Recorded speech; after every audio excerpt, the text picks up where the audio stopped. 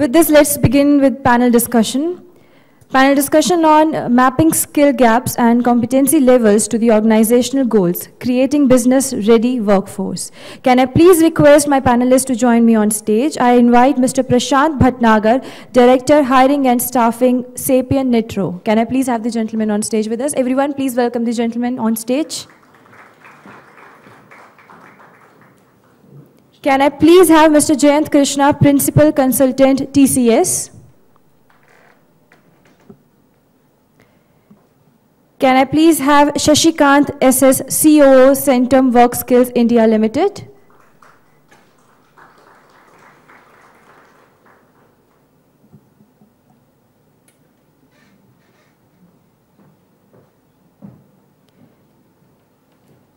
Can I please have Shashi Kanth, SS, COO, Centum, WorkSkills, India Limited?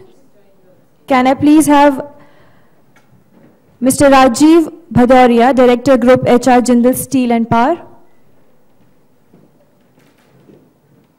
A very warm welcome.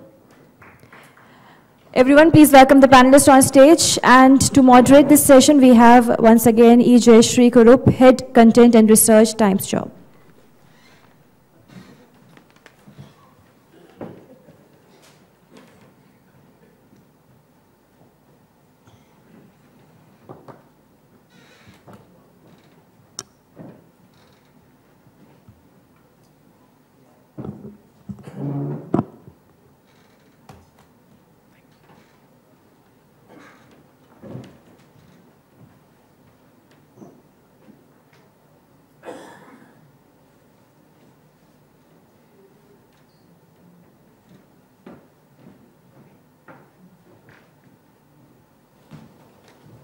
Good afternoon, everybody. Thank you for coming in for our second panel discussion. In the morning, we kind of talked about how the entire role of HR is changing, how we are, the way we recruit, the way we engage the workforce is changing. Today, we're talking about skills, a big problem in the Indian workforce. Hi, Jayant, do join us. We're talking about how skills and competencies, one, they're changing at breakneck speed, and two, your organization needs competencies and skills, and getting the right workforce to connect with them is the biggest challenge that many organizations are facing. The last 2 years, we've had a slowdown, definitely a slowdown. A good time for us to introspect, think about how the skills gaps have been and how to address them. Today, we are facing a situation where hopefully India will be back on track, India will be growing at breakneck speed, and what really happens is at that time, many of the, if you've laid the ground rules, you tend to do it well. Otherwise, what happens is 2006 to 2008, we saw death of ethics. You were poaching mindlessly, you were offering salaries because you had a job to complete.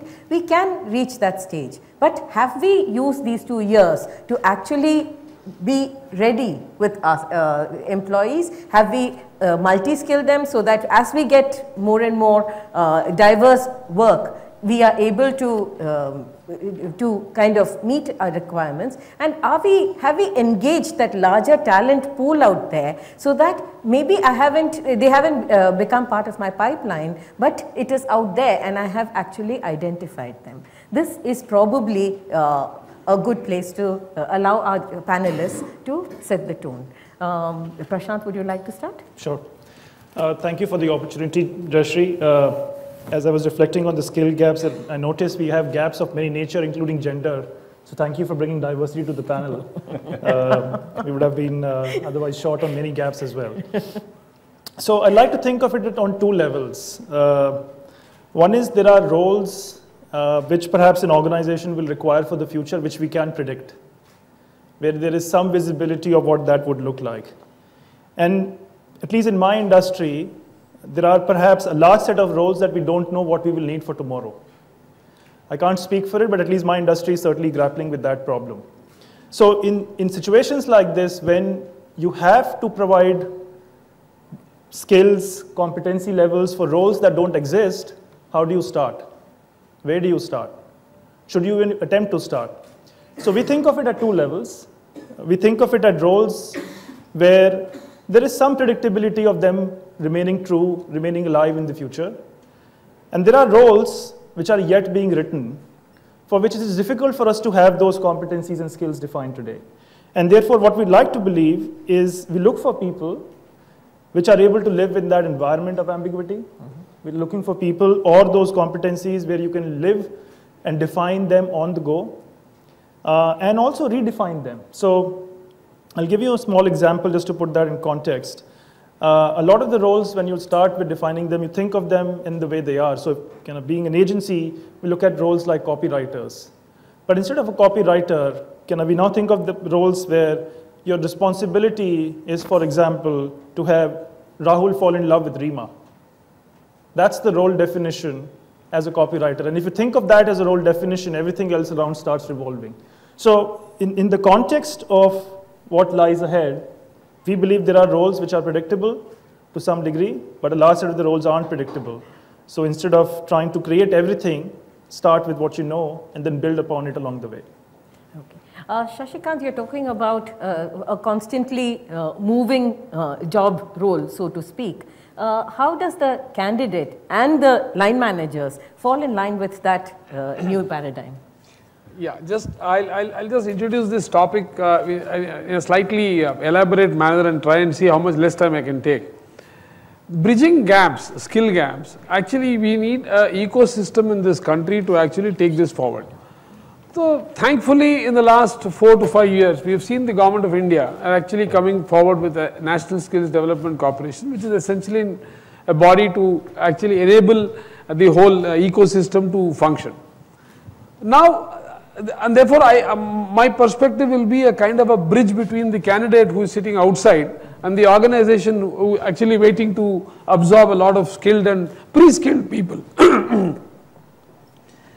See, today the jobs are, therefore one of the first steps that the ecosystem has put in place or starting to put in place is formation of sector skills councils and therefore laying down occupation standards for a particular role. So therefore that part of the job is already started off in this country. UK took about 108 years, 110 years. Germany is about 400 years old. We are just about 5 to 8 years old in this whole place. So therefore there's a lot of work that needs to be done. Now coming to the specific point, training providers like us are in constant trying to look at what new skills that the organizations actually want in their people who are coming into this, into their system.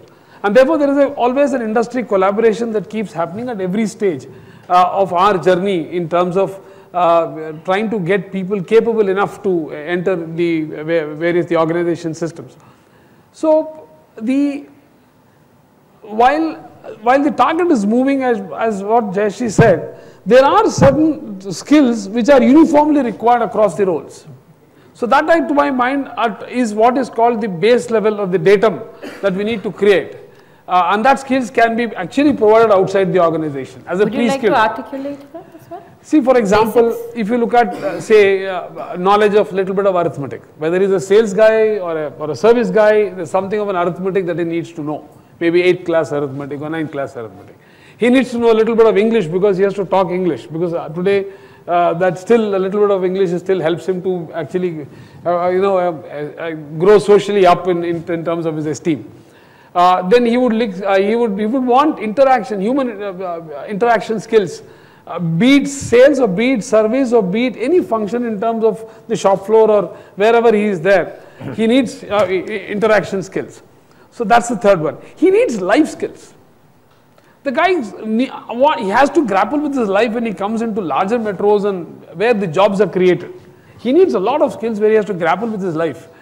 And therefore, an element of finance understanding. What is the money? How much can he save? Where can he put his money? Is there a small little PF? Is there a small little PPF? Can he send his money, some of the money back home? Right? So adjusting to life, a little bit of finance, arithmetic, customer interaction, human interaction skills, life skills are very, very important for him. And these are commonly required across all the roles, whatever the organization is and at whichever role they actually, whichever level they take in people. From there we can actually build domain specific skills to an extent outside, but large part of it is actually built within the organization where the person, he or she would actually enter into.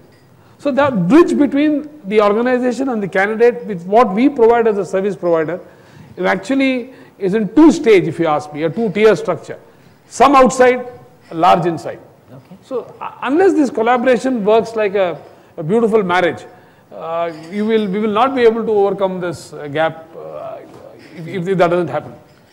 Jayant, he talked about the skills, the basic skills that every candidate needs, and then you have the competencies, the skills and the competencies. Would you like to articulate how that has become a challenge in a constantly moving environment? Yeah, I'll take that as Jayashree, but before that, allow me to digress a bit. Yeah. You know, and look at what kind of course correction is happening in the skill sector. Sure. You know, at the macro level, you know, through a prism of timelessness, private sector keeps blaming the government that this doesn't happen. Government says that private sector doesn't do enough. You know, Yeah. So how could there be a meeting of the minds? He did talk about you know, the sector skill councils and things like that. See, the entire initiative started, the entire seriousness about skilling happened in the country a few years back when the late C.K. Prahlad, under India at 75 mission, you know, he evangelized as to what kind of country we'd like to see when independent India becomes 75-year-old. And he said, among other things, we'll need 500 million skilled people. Now, nobody knows where that 500 million figure came from, but the fact is, it was an aspirational figure looking at some macroeconomic trends and the fact that the economy was growing at 9% per annum at that point of time, you know. So, so that seriousness started, but before that, you know, we only looked at BTechs, MBAs, ITIs, and polytechnics. Nothing beyond these four buckets when it came to skilling, you know. So, see, today what is happening is, look at the capacity vis-a-vis this 500 million. You know, today in the country we have a capacity to skill about 50 lakh people per annum. You know, 5 million per annum. You know, and out of a total workforce of about 48 crore, including laborers. A labor class, you know, you know, barely 5% of them have undergone any formal education, and another 5% would have, you know, they have become skilled on the job. You know, they didn't have any formal education. So if you take aside, you know, keep aside these things, you know, and look at the today's capacity, we are going to take almost 90 more years to create this kind of a work.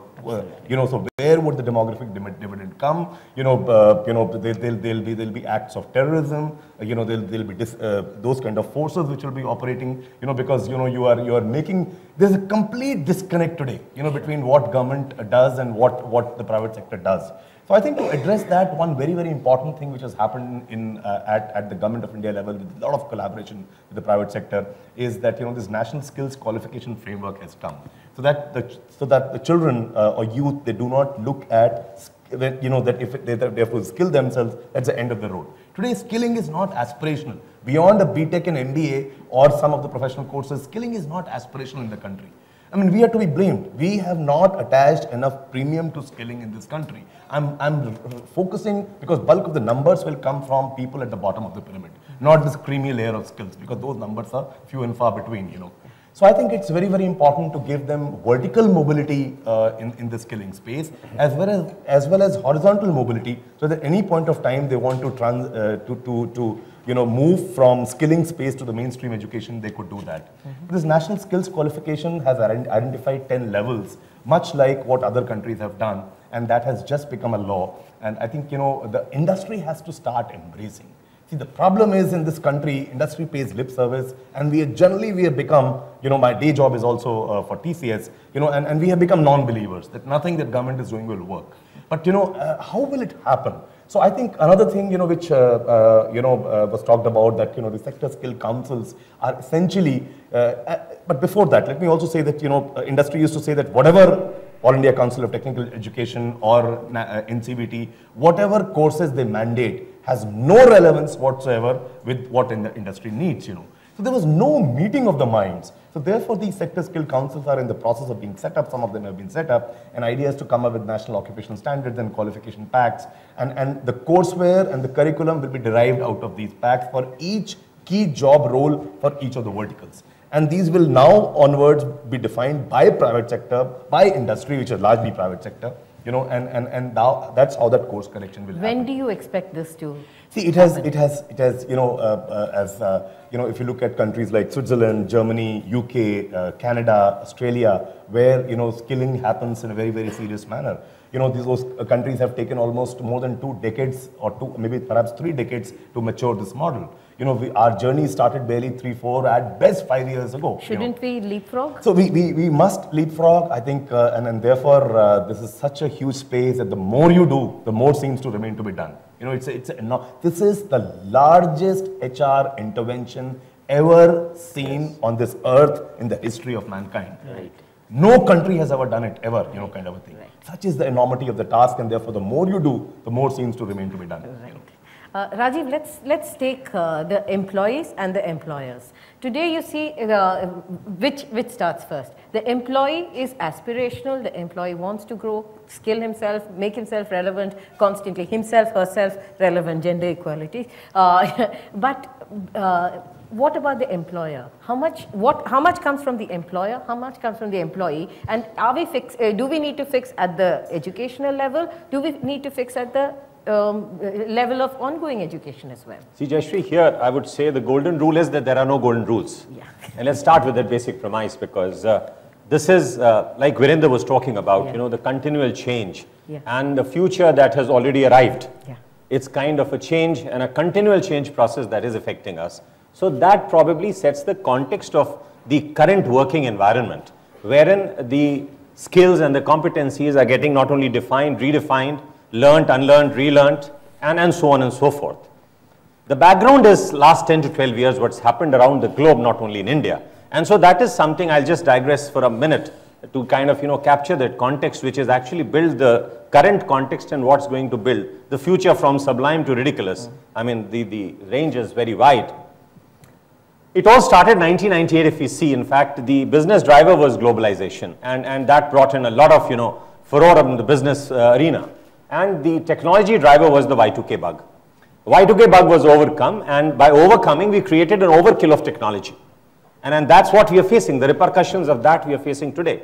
The overkill of technology was in terms of internet being given as a tool to communicate globally. We also had the ERPs, which could help you manage your resources globally. The SAP, the kind of PeopleSoft and so on and so forth, JD Edwards, which are still state-of-the-art technologies. But they look static and sterile when compared to the dynamic nature of the BPPs, the business performance platforms which are emerging. Side by side, what happened, the Lehman Brothers occurred. Because of this, probably they didn't register the change. And the fact that the business driver had changed, and they continue to align themselves to the old ways of looking at things. As under competency mapping and skill mapping, you have those success profiles. Now, what worked in the past need not necessarily work, and they never changed. They thought the world is always going to be northwards. It didn't happen that way. There was total commercial insanity because of this lack of understanding, and there was a difference of opinion, or probably they didn't understand the difference what was prime and what was subprime, and therefore the recession occurred. Now, post-Lehman world is a very different world, and carved out of what has happened in just about last 10 to 12 years. I mean, internet is not more than 12 to 13, 14 years old in a commercially utilized sense globally. And we are living, therefore, in a change environment where the business context or the business driver is continual change itself. Which means change is not taking place over a period of time anymore, but as you rightly said, at every given point of time. Sure. So there is a tangent at every given point of time. So the kind of complexity, the magnitude of change and the complexity of change is becoming absolutely humongous. Now this gives the context of what is there in future to come. So linear extrapolation, probably in this context, what we are doing in India currently, as rightly said, is something phenomenal, which we have to achieve by 2020 or 2025, when we actually start getting that, the dividend, the social dividend, or whatever you say, the population dividend in the context of a global scenario. We'll have to redefine the paradigm shifts that are going to take place. Linear extrapolation having died its death. Paradigm shifts is something which is going to be there. Things are going to be more turbulent. Is it going to be there, or is it already there? It's already there. The indications are there that market turbulence has come to stay. Yeah. Whether recession comes, goes, stays, is done away with, the point is that that has to be factored. There was a context where, as I said, we were discussing earlier, that equilibrium was the right state to be in. In today's world, dynamic equilibrium is the reality. So you have to keep kind of, not only moving set of goals, but moving targets every point of time. You will have to be conversant, you have to be comfortable with the kind of ambiguity, taking decision in a state of semi-dark, if not total absence of light. So continual change adapting, upgrading, modifying, changing every moment. It's difficult, but the point is that there's no go. If we have to kind of, leave aside thriving, but even to survive, we have to understand this basic dynamic of continual change. In this context, the skill and competency upgradation also has to be therefore attributed to this understanding of change. Your enunciation, your conceptualization and execution of competency based and skills that would be required in terms of knowledge. Knowledge has to be expansive. It cannot be now restrictive. It has to be participative, inclusive. Knowledge management tools are available, as Virender so beautifully put it in his presentation. The skills have to be kind of constantly learned, unlearned, relearned. So it's not only upskilling but reskilling at every given point of time. The attitudes and the aptitude also has to be now differently interpreted in the change of the continual change. Design thinking, the right side usage of mind, the creative process, the parallel thinking processes will have to be now engendered truly into the skill and the competency mapping that any organization will require to achieve its goal. And above all this would therefore now be the overarching values as a fourth paradigm: knowledge, skill, attitude or aptitude, and then the overarching values which will actually root you or anchor you to your basics and help you survive this brave new world of the future. So it is in this context that we need to kind of reanalyze our own. This comes from the employee or the employer? Both. Basically, as I said, the golden rule is that there are no golden rules. So you have to set, and in that context, you have to think out of box. I mean, people come and say that you think out of box is easy said than done. But the point is, who the hell asked you to get into the box first? That is most important. At this point, I think we'll take 3 questions from the audience, bring it back to the panelists, and then give the panelists another round. Are there any queries to be raised? Yeah. Can we have a mic there?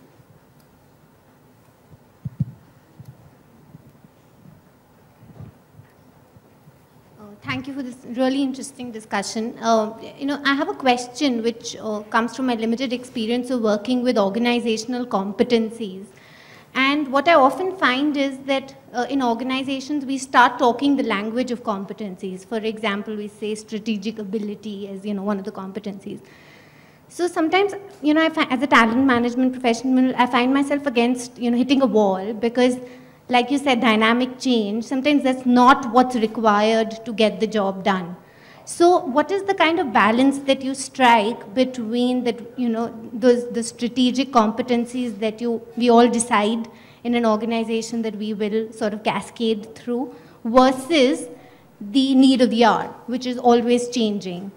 So that's my question. So I would say in this context, the supreme competence or overarching competence would be that agility, that nimble-footedness, that ability to adapt, upgrade, modify and change. Because the rules of the game are changing so fast. Not only the rules, but the game itself is changing. It's getting into a different orbital plane, and that's how this progressive, not only in arithmetical proportions or geometrical proportions, but organic proportion of change that is taking place. Having said that, we have to understand that this would lie at 3 levels. The kind of, confusion that probably this kind of understanding about competencies creates in our minds is the fact that agility is at 3 level, competence is at 3 level. Operational agility, there is a strategic agility, and there's a portfolio level agility. So what is happening at operational, probably there will be kind of a proportionately less of what change or dynamic change that might be applicable, because those are the rooted anchors. There will be more of continuity there. But at the strategic and the portfolio level, which is the larger context, enterprise-wide or globally, the point is that there has to be more and more of agility, more and more of projection into the future. Your capability to see the future before or ahead of your competition or ahead of others would be more relevant. So this dynamic nature would be better understood from, if seen in 3 levels, the portfolio level, dynamism and dynamic changes that are taking place, the strategic adaptation of this reality, and the operational nuances have to be reset accordingly. It's not going to happen suddenly, but the point is that one has to work towards it, in fact, and it gives you the North Star, actually, the directional, the vector of it, not just the scalar measure of the quantity of the job that has to be done. And to a very large extent, you're finding that employees themselves are driving. One of our research findings is that no longer is an employee coming in for a fixed role and willing to play out that role for a certain period of time. That employee is constantly looking at, I've done this, I see a career path, I have a short term, a medium term, a long term career path. And organizations that are able to assist that employee in reskilling, upskilling, in maybe core skills as well as other competencies that come with it, they seem to be the ones who are able to address attrition and hold the employees.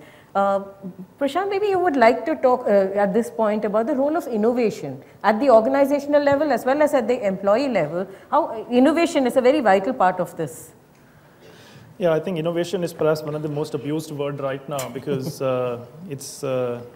we should ask which company doesn't want innovation, and perhaps the answer will come back very easily. So when you think about innovation, both at an individual level and at an organization level, I think we'll have to first start by dispelling some myths. And we did this internal exercise, and we realized when we thought of innovation, perhaps people were holding themselves back because for them innovation was something very big, like a Twitter or a Facebook or something which was more visible, tangible, something sizable. Whereas we realized the biggest challenge that we were therefore dealing with was just the understanding of the innovation itself. That innovation doesn't have to be something as big. Yeah. It's great if it is that big, but it will not perhaps start that big. So it could be incremental improvements. It could be the outside-in view or the inside-out view. To your point, who put you in the box in the first place? So instead of thinking without the box, boundaryless, whatever you want to call it. And therefore, we'd like to believe the organization's role is enabling that environment, creating those things. I think Virendra put very nicely, who put the organization structures in the first place? Right. So if you put the organization structure first and the organization behind, then obviously everything will follow like that. So for us, as examples of it, of enabling that innovation culture, we value less upon the aspect of who's saying it, but value more what is being said. And I think that takes courage, and I'll give you a small example just to kind of make that point. Being a company which deals with multiple currencies and kind of businesses in multiple countries, every company has to do hedging, forex hedging to protect our interests. We had a new CFO. He made some kind of bets on hedges, which did not work out well. And we had a junior-most person in the organization sitting in India sending an email, a long and perhaps not so polite email to our CFO sitting in Boston, saying this is why your strategy doesn't work. This is a new CFO on the job who's first obviously not happy about the fact that the hedging did not work out well, but he doesn't know how to respond to it. So he walks up to the CEO and says, how should I respond to this email? He said, separate the fact who's saying it. Just focus on the fact what is being said. Do you agree with what is being said? And he said, yes, I agree with what is being said. Then you respond to it based on what is being said, as opposed to the fact that the person who's saying it is perhaps someone at the junior-most level in the organization. So that sets the tone of what you value.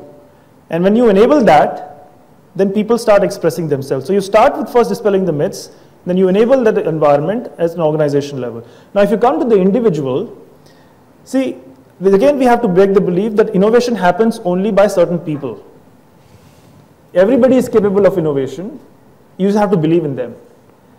You see what you expect of others to see, not what they are capable of. Right. So I think then you start with them, having that expectation from them raises them. And I think that's really the way we think about it. So first you create that enabling environment, and then you expect of them, you provide them the tools and ask them what is preventing you, what is holding you back.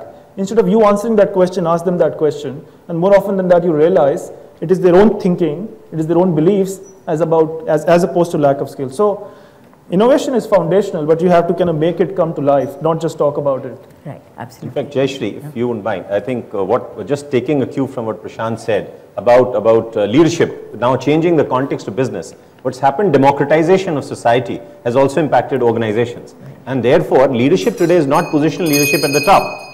It means now it has to be diffused all across. So it doesn't mean that from the peon to the chairman, I mean, all have to be innovative, all have to be enterprising, to actually understand this dynamic change, because the golden rule is that there aren't too many golden rules to follow right now. We have to evolve those golden rules. Probably they'll never be evolved also. So you have to kind of, constantly be in the lookout for wherever the truth lies.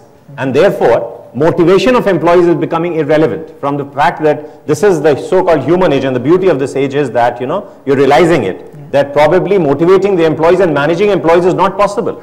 Because just ask a question to the audience. Will there be anybody here who will be like to be regulated or controlled by one other than yourself? I don't think we'll get an answer yes. Nobody would like to. So this has actually changed the whole management concept, from managing to leadership, from motivation to inspiration.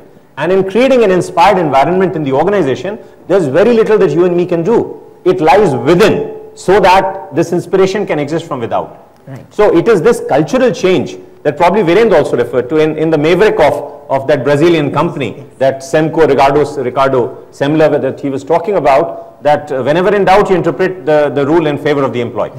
So that kind of openness, that kind of democratization, maybe a very far-fetched idea, but the idea nevertheless, which is, you know, the only one, the closer we get to it, the more solutions we'll probably get. Sure. So it's an attempt actually, and therefore, in the democratized environment of work culture, the competency, the gap analysis, the skills have to be interpreted and reinterpreted in this changed context. Jayant, Just to add, Jayashree, you know, I think work is slowly but surely becoming an expression of freedom for people. That's true. I think, and that is what organizations need to realize and create an ecosystem that nurtures that kind of a thought process. And actually, you know, employees are able to experience that kind of a delight, you know, that kind of a, and you know, organizations which have been able to create that kind of a environment of freedom, you know, there the employees are more engaged with the organization and the results are just fabulous.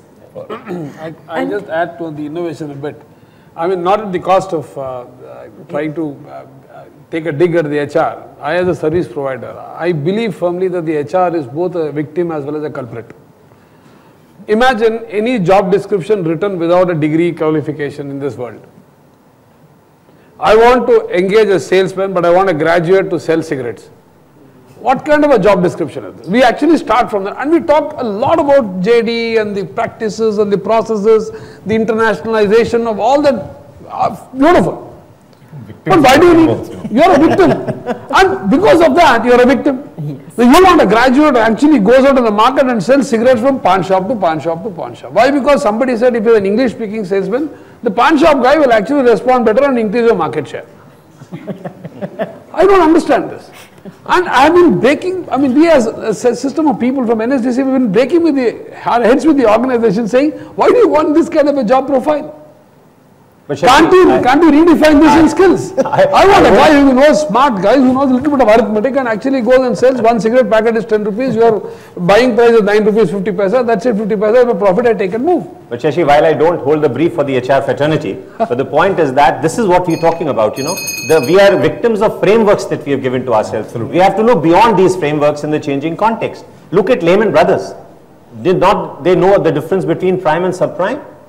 I mean, it was just, counterintuitive to think otherwise. But the point is that they did not, because they were victims of their old frameworks. They thought it was always going to be northwards. The whole business context has changed and then it lies. So the organization constructs the systems, the processes, the people. And then probably I think, Jayashree, we have the other session on continually learning environment after our discussion. I think that's going to be really very relevant in this context. I think one last slide. have a question. I'll come to the question. That's what I'm saying. The HR, the fraternity, they're no longer functional heads. They're actually CEOs. If that's the mindset and the hat you wear in your innovation thinking, these things can only go through an organization unless it has an approval of a CEO. Unless you behave as a CEO. No, you have to. Because and if you start looking at a functional head of mapping competencies and writing one piece of 5 Excel sheets and 4, it's not going to move.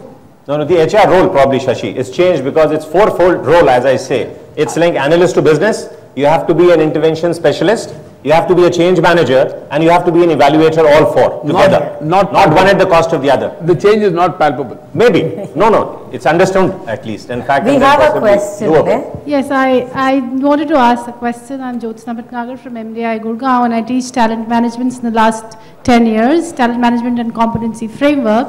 And I wanted to say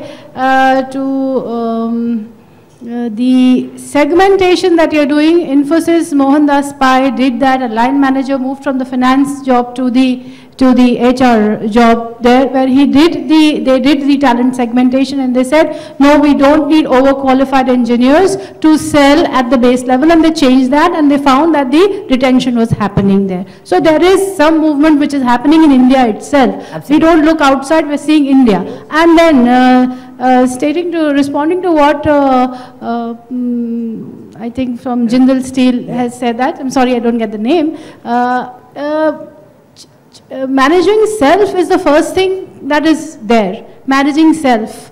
And Gandhi said, be the change that you want to see. And of course, HR managers follow that. Changing role of HR, there's another one, which is the guerrilla warfare role of HR. You see, where is how you poach, where is the talent spotting, identification, and how you get the person to your side and then retain the person. So there is a challenge there, a very live challenge. And responding to Mr. Bhatnagar, I think we have another question. Just quickly, competency for innovation, it's moving to potential to innovation. Yeah. Let's take this as last question.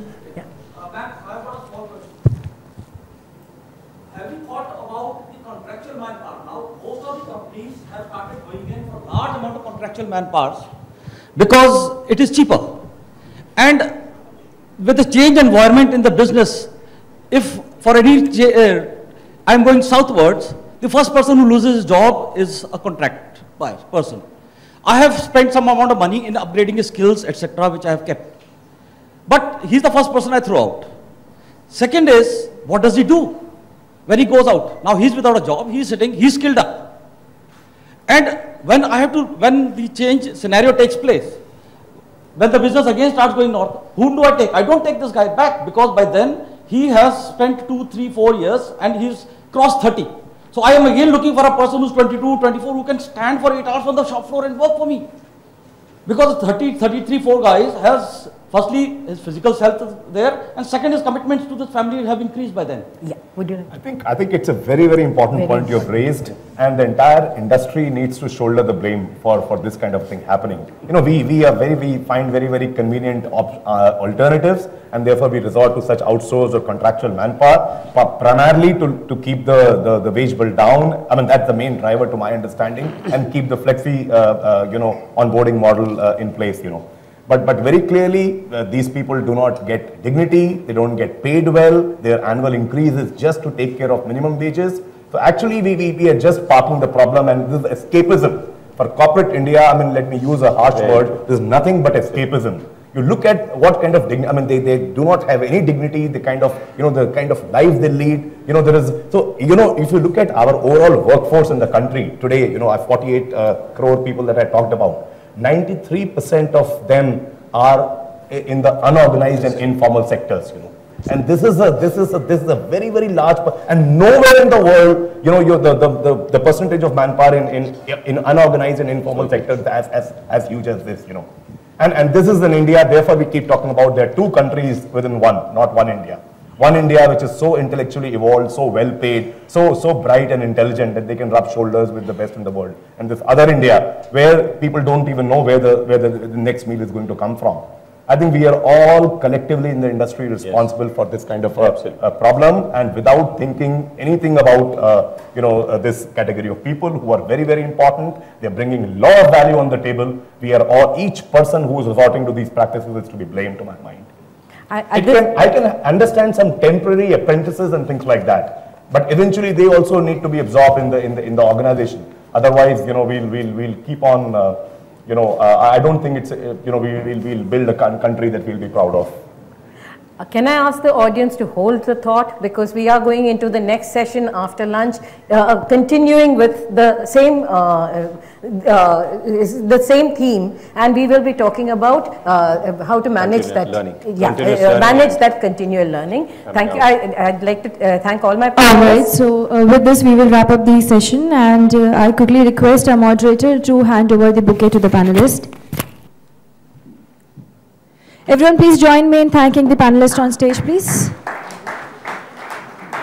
We thank all the panelists for such a wonderful session.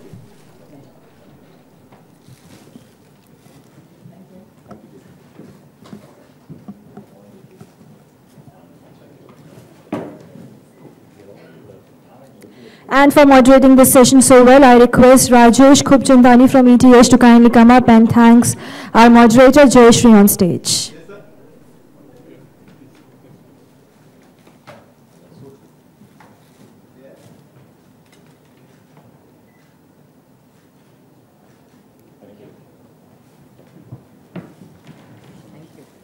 Thank you so much.